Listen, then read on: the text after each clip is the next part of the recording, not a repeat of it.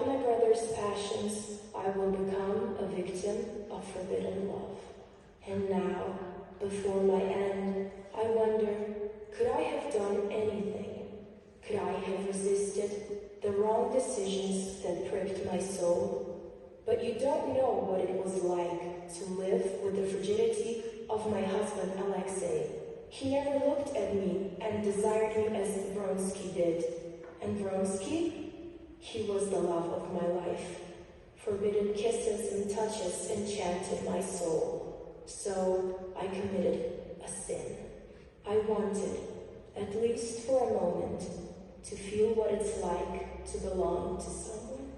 The choice was between my son or my passion for Vronsky, and I chose.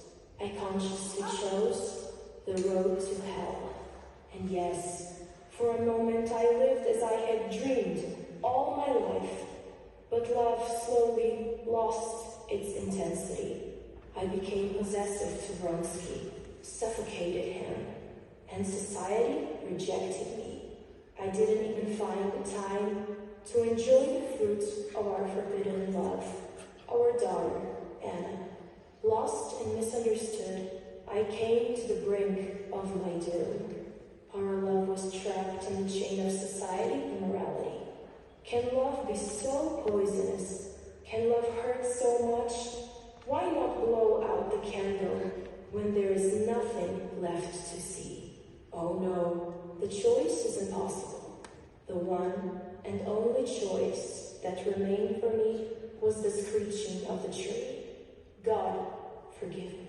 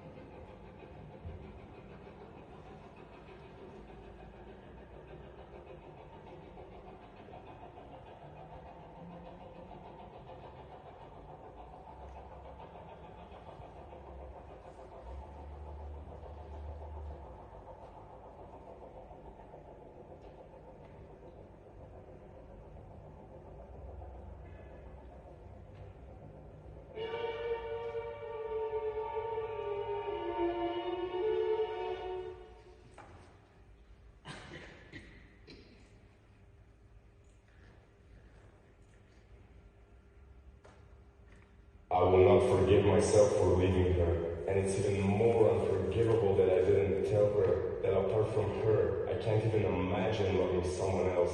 She was the flame in my life, but you know what they say, who plays with fire will get burned. Our love was too strong, destructive, forbidden, and I, powerless to deal with that power, decided to retreat, cowardly, unaware that neither she can continue her life without me, nor I can live without her.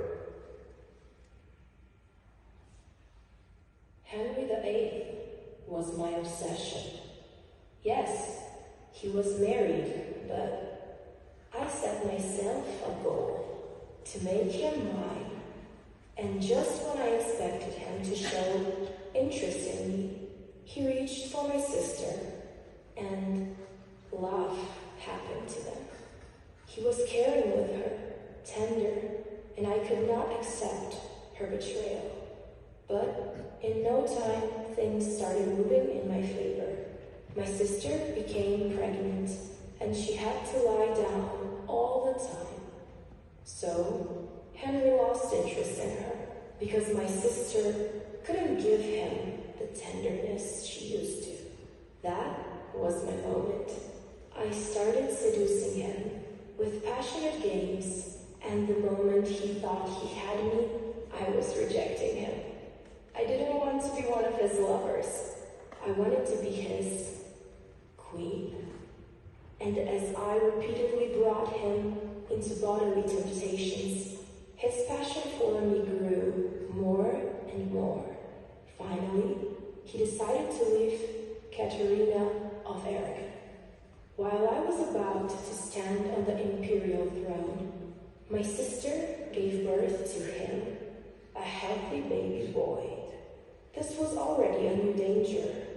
My cruelty just got more intense. I ordered my sister to leave her son with her parents and come to the palace to be my assistant. I didn't care at all if she would suffer for the baby.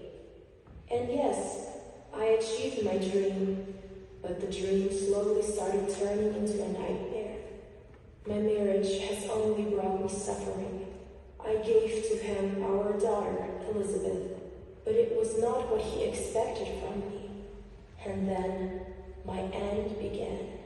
Several aborted pregnancies followed in desperation to give birth to a son. But that didn't happen.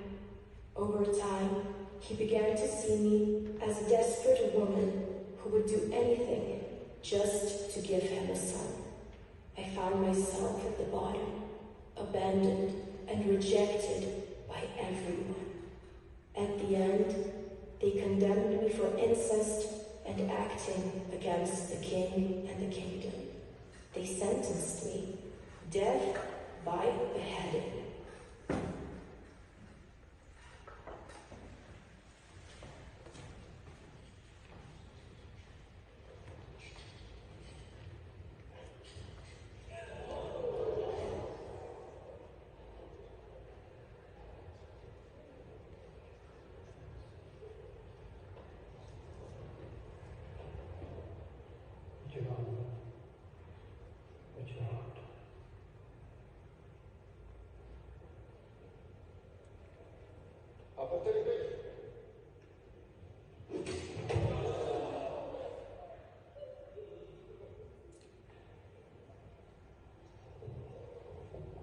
For Anne Boleyn.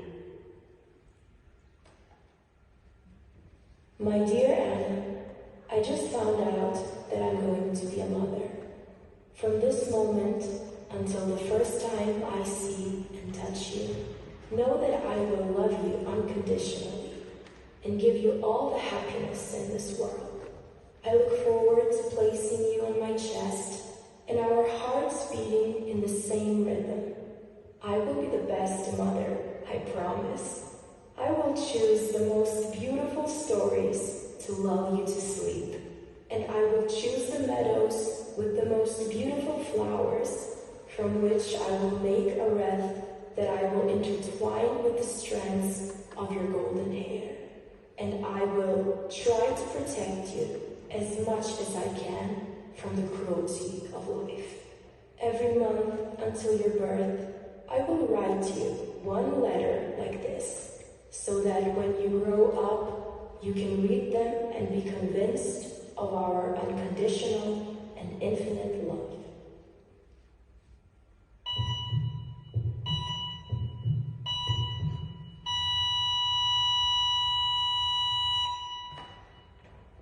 And Anna will never be born.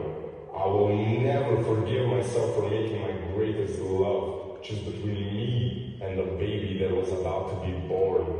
I'm still cursing myself for thinking that the money I planned to earn was more important than the birth of the fruit of our unconditional love. How will I look at her when she comes to me? Saturday, June 20th, 1946. I remember one phrase which was used by my teacher in times when I was bored and had no desire to do anything.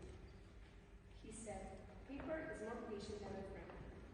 That was the point which fueled my thirst to write a diary. For me, it is more important than finding a trustworthy friend and showing it to gain hope in their interests. I don't have any friends. That's why I'll turn this diary to my best friend and show history.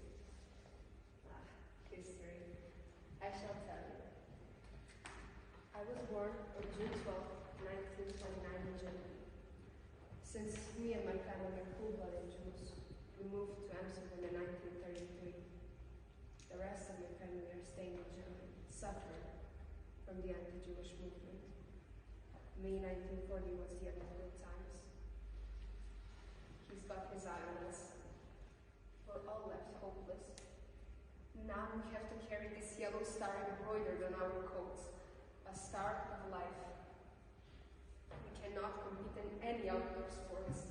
We cannot have our own gardens, nor borrow something from someone else's. I'm not allowed to hang out with Christians at their houses. I'm not allowed. But despite all that, we haven't lost hope.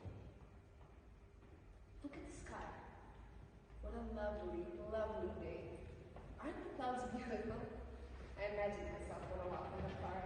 You know what the best thing about thinking yourself out is? You can have it any way you like.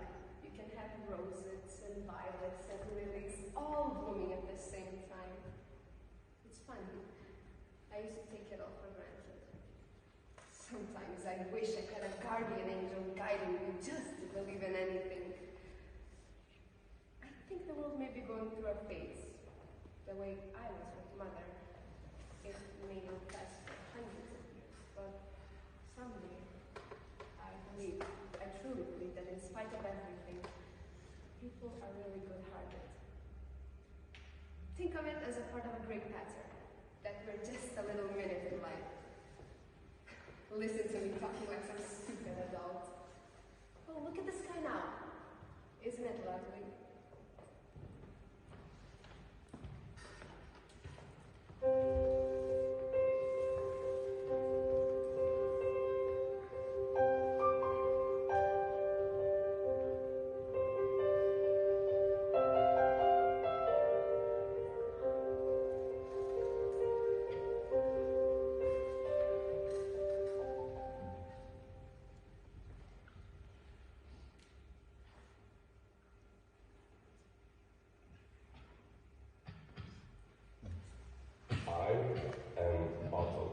Anna's father. I failed to save them from evil. We were taken to a concentration camp. Unfortunately, both my daughters did not survive the terror. I was the last of my family to survive.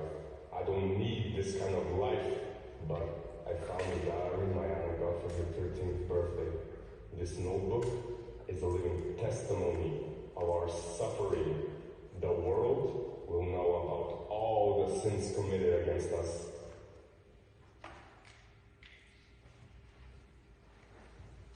Stories about one Anna. Anna Karenina, Anna Boleyn, Dunbar Anna, Anna Frank, and who knows how many more Annas will have their hearts bleeding because of the sins they have committed. For the hidden desires they never had the courage to reveal. The stories about one Anna, in fact,